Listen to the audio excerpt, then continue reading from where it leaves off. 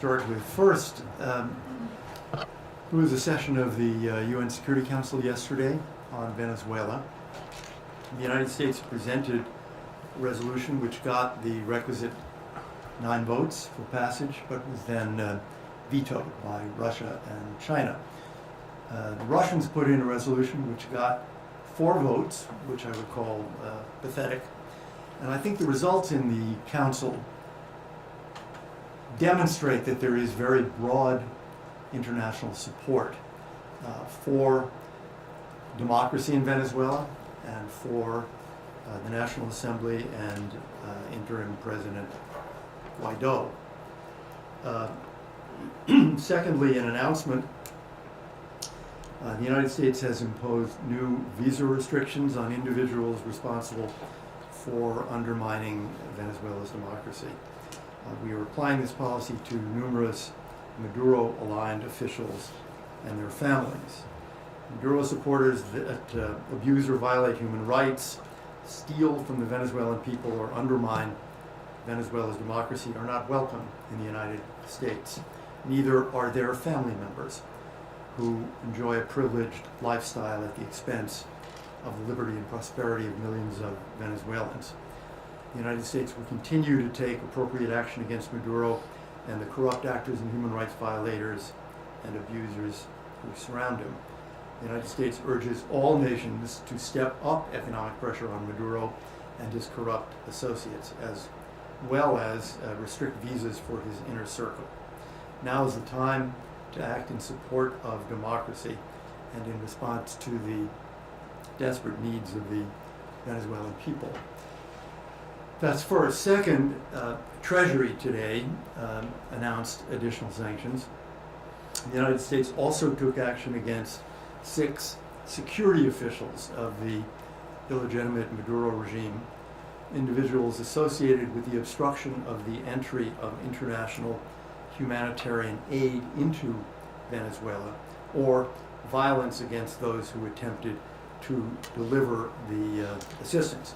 Sanctions were imposed on Richard Jesus Lopez, Commanding General of the Venezuelan National Guard, Jesus Maria Mantilla, Commander of the Strategic Integral Defense Region Guayana, Alberto Mirtiliano Bermudez, Division General for the Integral Defense Zone in Bolivar State, Jose Leonardo Norono, Division General and Commander for the Integral Defense Zone in Táchira State, Jose Miguel Dominguez, Chief Commissioner of the FAES, the Special Forces in Táchira, and Cristiana Belardo Morales, the National Police Director. The United States and the international community continue to support the Venezuelan people as they strive to reclaim their democracy. We must support interim President Juan Guaido's presidency per the Venezuelan Constitution, the National Assembly, and the will of the Venezuelan people. The Treasury will have made that announcement earlier this morning. Okay, questions? Just on the visa restrictions, can you give us a rough idea of how many, even if you can't name name them? Treading carefully here, dozens. Let me just say that. Okay, but weren't there some that were already? Yes. This is in addition. So dozens more. Dozens more, and we continue to look at close associates of Maduro, who, with their families, have visas to the United States. This is an ongoing process. And then, secondly, and more importantly, I'm wondering, are you guys, meaning the administration, at all concerned that the initial, for lack of a better word, excitement over Guaido and the recognition is losing some momentum? Given that Maduro doesn't seem to be going anywhere, he's certainly not taking the National Security Advisor's advice to go sit on a beach outside of Venezuela. And so are you concerned that you're losing momentum? And related to that, there is one member of Congress in particular, a senator, who has suggested that Maduro might meet the same fate as Gaddafi in Libya. Does that help or hurt your cause or your efforts to build momentum? I'm not actually going to get into that and commenting on what particular senators say, but I do. Forget the line about any senator. I think do comparisons between Maduro and suggesting that he might meet the fate of Gaddafi. Does that help your cause? Or? I'm not going to get into that, other than to say that I think that dictatorships come to an end. Some last for a very long time, others a much shorter time. This one in Venezuela will also come to an end. We hope that it comes to an end quickly and peacefully. I'm not concerned about the loss of momentum that some people allege. You saw Juan Guaido become much more of an international figure in the last week than he had previously been. He'd not been very well known, but now he's been meeting with a series of Latin American presidents, our vice president. He's in Brazil and Paraguay. After visiting Bogota, where there were several Latin American presidents, what underlies all of this is not anything the United States is doing. What underlies it is the desire of the Venezuelan people to escape from the condition of dictatorship and economic misery that they are suffering. And that has not diminished and isn't diminishing. Hello, how are you? How much effective diplomacy can you make when Russia and China continue to undermine your efforts? You probably saw today that the Russians have sent wheat supplies to Maduro.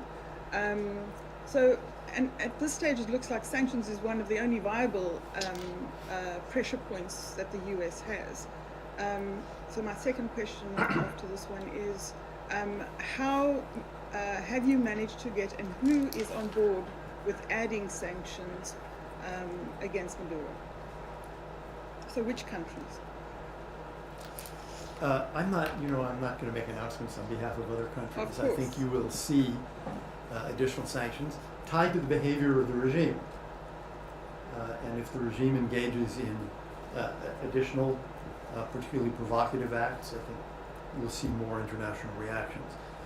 Clearly, the support of Russia and China for the Maduro regime helps the regime. I don't think you're going to see large amounts of additional money put in by either Russia or China, but their political support, their diplomatic support helps the regime. And we have made the argument, unsuccessfully to date, to both Russia and China, that they're not helping themselves. That is, if their concern, or to the degree their concern, is about the recovery of monies they have lent or invested, a bankrupt Venezuelan economy will never be able to repay those amounts. Only a Venezuela in recovery will be able to do so, and that's not going to happen under the Maduro regime. So you can't really, I mean, Maduro won't step down until you've got Russia and China stepping away. Well, I would say Maduro won't step down until the day he steps down, and that day will come. Can I just follow up on the issue of Russia?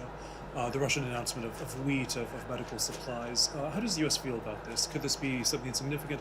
If the U.S. goal is to help the people of Venezuela, how do you feel about Russian aid? Well, the problem we have with various kinds of aid is, where does it go? We know very clearly that for years the regime has corruptly sold some aid that's delivered and has used other portions of the aid exclusively for supporters of the regime. In other words, it becomes a political weapon rather than a means of improving the life of most Venezuelans. And I think it's fair to ask that question about any aid that's given to or through the regime. Obviously, we are in favor of giving humanitarian assistance to Venezuela. We are not in favor of giving it to this corrupt regime. I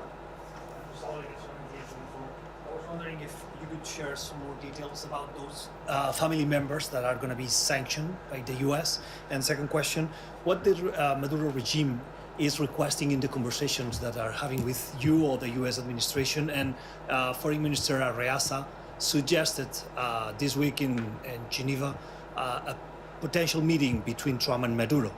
Is that an option for the U.S.? I can't reveal much at all about the visa revocations. I'm told by the lawyers that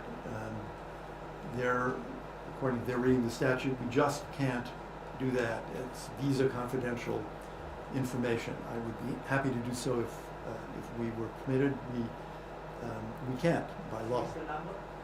I don't even know if I'm actually permitted to give the number, and I noticed that in the announcements the number is not there. I will ask if we can do that.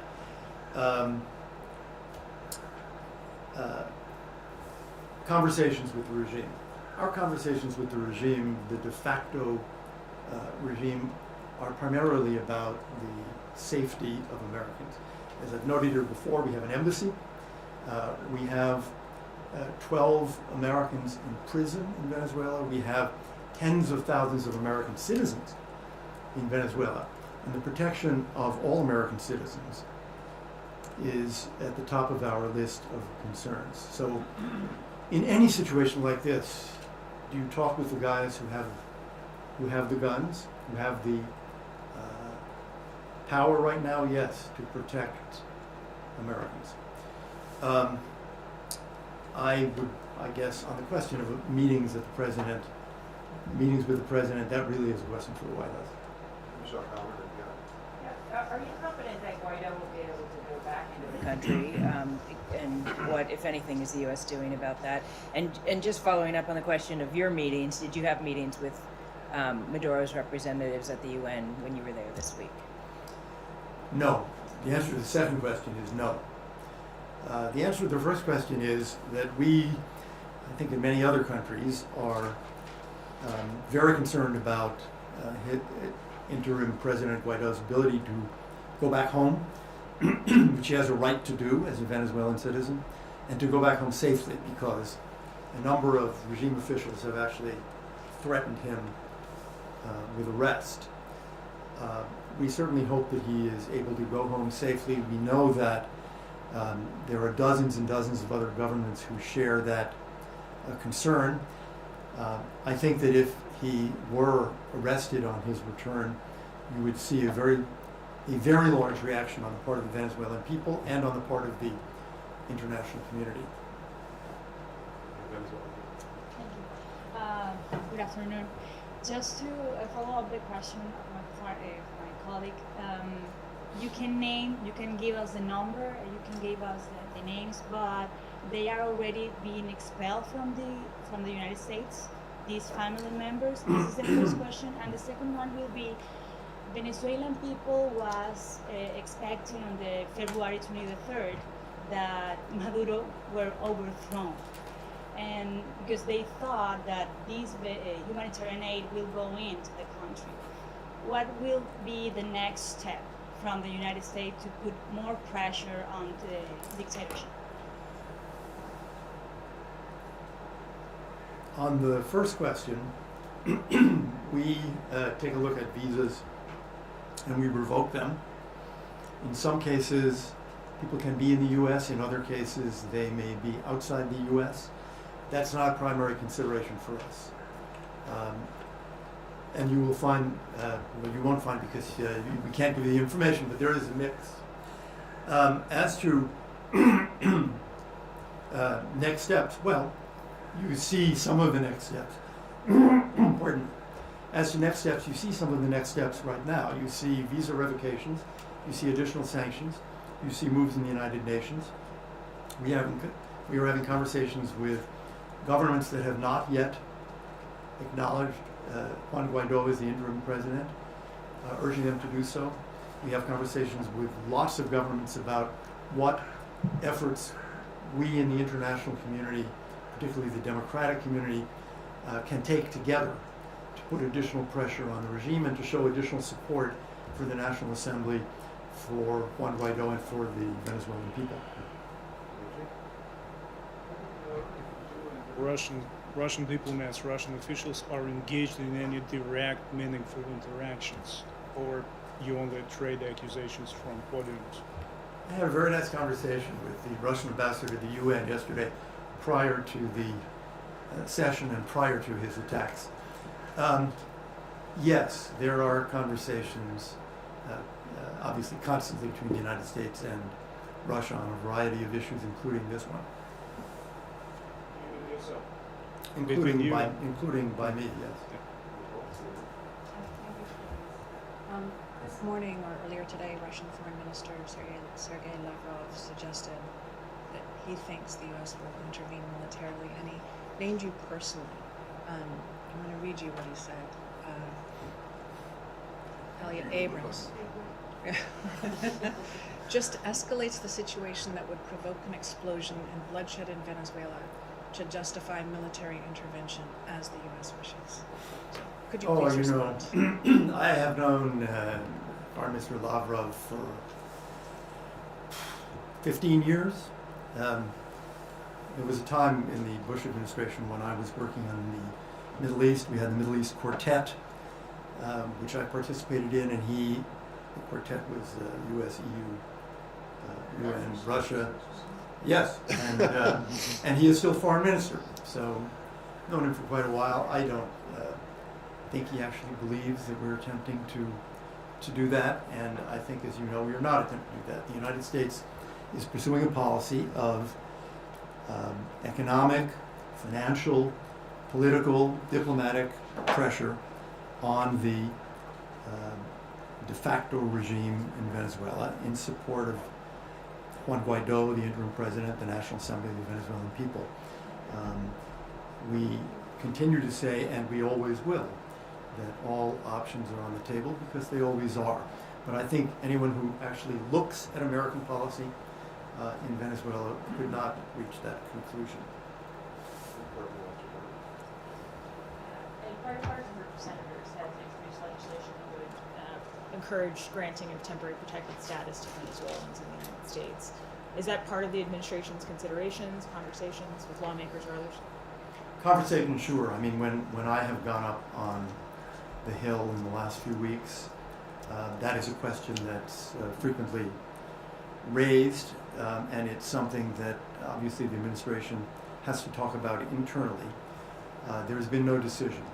It will have to be considered not only here at State, but clearly by the Department of Homeland Security and ultimately the White House, but it is not something on which a decision has been made. Hi, Shayna Stulin, I-24 News.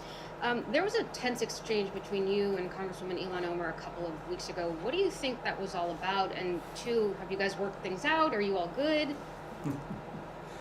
We've not engaged in further conversations. I really don't know what that was all about. You would have to ask the Congresswoman what her intent was in that colloquy.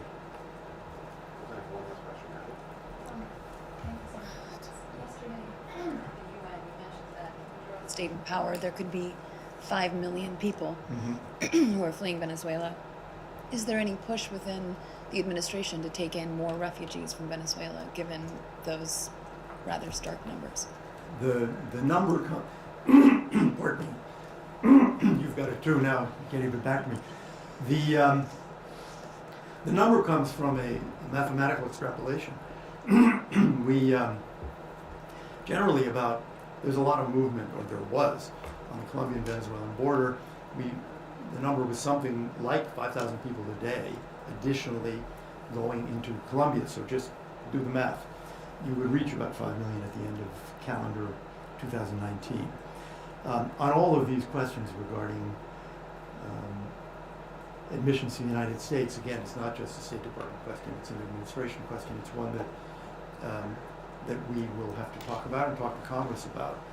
The one thing that we have done and continue to do is to make sure that in the places where most Venezuelans go, Colombia, Peru, Brazil, we give more and more help. And we have every week been announcing additional amounts of assistance to help them cope. And it's worth saying it's a real burden, as you can well imagine.